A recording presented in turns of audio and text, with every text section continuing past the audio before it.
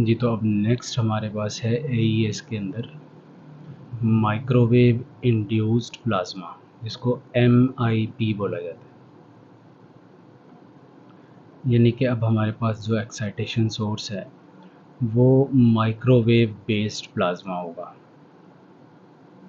Microwave induced plasma MIP is a type of plasma used in atomic emission spectroscopy where microwave radiations, usually at 2.45 GHz, is used to ionize gas, creating a high temperature plasma. लगभग 2000 से 6000 kelvin तक ये temperature जाता है और and this temperature is used for atomisation and excitation. जैसा कि इससे पिछले लेक्चर के अंदर हम लोगों ने ICP-MS देखा था, उसके अंदर excitation source inductively coupled plasma, वहाँ पे हम लोग आर्गन गैस यूज़ कर रहे थे, प्लाज्मा बन रहा था और टेम्परेचर लगभग 10,000 केल्विन के आसपास जा रहा था। ये टेक्निक उससे थोड़ी सी डिफरेंट है। अब हमने माइक्रोवेव रेडिएशंस का इस्तेमाल किया है। ICP के अंदर रेडियो फ्रिक्वेंसी जनरेटर और इसके अंदर माइक्रोवेव रेडिएशंस का इस्तेमाल किया है और टेम्परेचर 6000 केल्विन तक जा रहा है। अब ये इंस्ट्रूमेंटेशन आप इसकी देखें, नीचे से गैस फ्लो है हमारे पास, कोई एक गैस ले सकते हैं हम लोग, आर्गन ही ले सकते हैं। जनरली इनर्ट गैस ली जाती है ताकि ये सैंपल के साथ इंटरेक्ट ना करे। हमारा मतलब है कि एटम्स को एक्साइट करना। एटम्स अगर एक्साइटेड स्टेट के अंदर जाएंगे तो ग्राउंड स्टेट के अंदर आएंगे, फोटॉन्स को एमिट करेंगे, वही हम लोग ले लेंगे डिटेक्टर के ऊपर और वो हमारा एटॉमिक एमिशन स्पेक्ट्रोस्कोपी कहलाएगा। अब हमारे पास लेफ़्ट पार्ट से देखें, माइक्रोवेव रेडिएशन पड़ती है यहाँ पे और गैस फ्लो नीचे से हो रही है।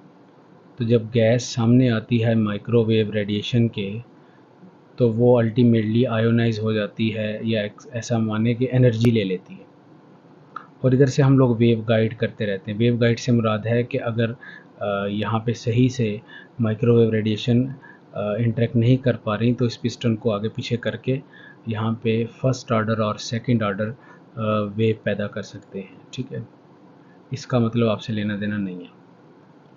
तो अल्टीमेटली हमारे पास ये नोज़ल से निकलने के बाद ये प्लाज्मा बन जाएगा और इस प्लाज्मा के अंदर क्या होंगे, ऐसा मानेंगे हम लोग, इलेक्ट्रॉन्स भी होंगे, आर्गन के आयंस भी होंगे और न्यूट्रल आर्गन एटम्स भी होंगे जिनके पास एनर्जी होगी, क्योंकि हमें एनर्जी तो चाहिए।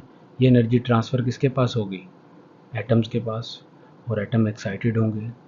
जब एटम्स एक्साइटेड होंगे तो डी एक्साइट भी होंगे।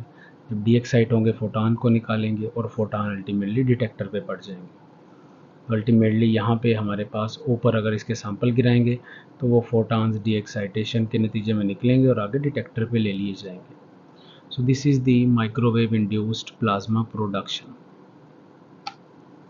अब वर्किंग क्या है, जो भी मैंने एक्सप्लेन की है वर्डिंग में आ चुकी है।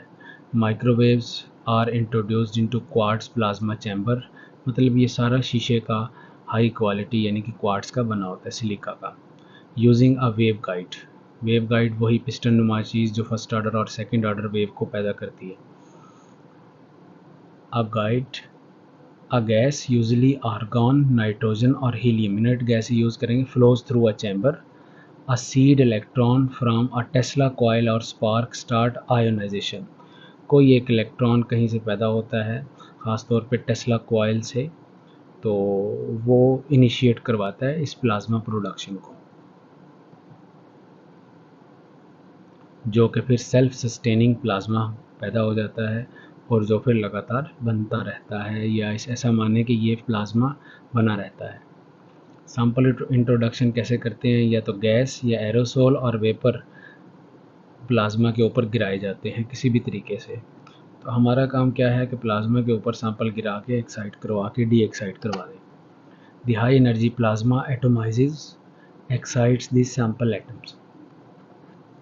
उसके बाद क्या होता है, excited atoms emit characteristic wavelength of light, they return to lower energy level and a spectrometer detects and analyse this emission to determine elemental composition. तो सारी बातें वही रिपीट हो रही हैं, बस मैकेनिज्म थोड़ा थोड़ा फ़र्क हो रहा है और टेक्निक बदलती जा रही है। सो इस टेक्निक को हम लोग MIPAES बोल सकते हैं।